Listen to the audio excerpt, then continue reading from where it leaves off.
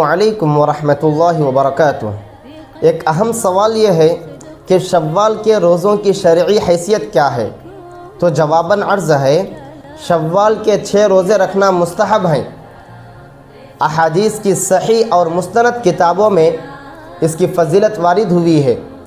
नबी पाक सल्लल्लाहु अलैहि वसल्लम का इरशाद गिरामी है, मन सामा रमज़ाना थुम्मा अतबअहु सित्तन मिन शव्वालिन काना कसियामिद दहरी। इस हदीस के रावी हज़रत अबू अय्यूब अंसारी रज़ी अल्लाहु अन्हु हैं। नबी पाक सल्लल्लाहु अलैहि वसल्लम इरशाद फरमाते हैं, जिस बंदे ने रमज़ानुल मुबारक के रोज़ों को रखा फिर शव्वाल के 6 रोज़ों को रखा, काना का सियामिद दहरी, गोया उसने पूरा साल रोज़े रखा।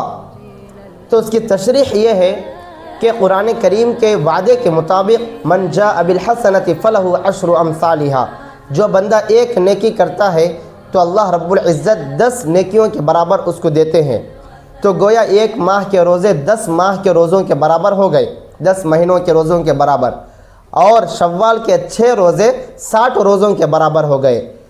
गोया पूरा साल रोज़े रखने वाला वो बंदा हो गया। अब दूसरा सवाल ये है कि शव्वाल के रोज़े कब रखे।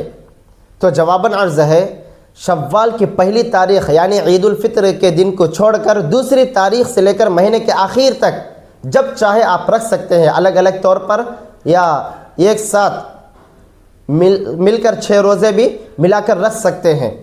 हाँ, ये रोज़े मुस्तहब हैं। जो बंदा नहीं रख रहा है उसको तान व तशनी नहीं करना चाहिए, उसको बुरा भला नहीं कहना चाहिए।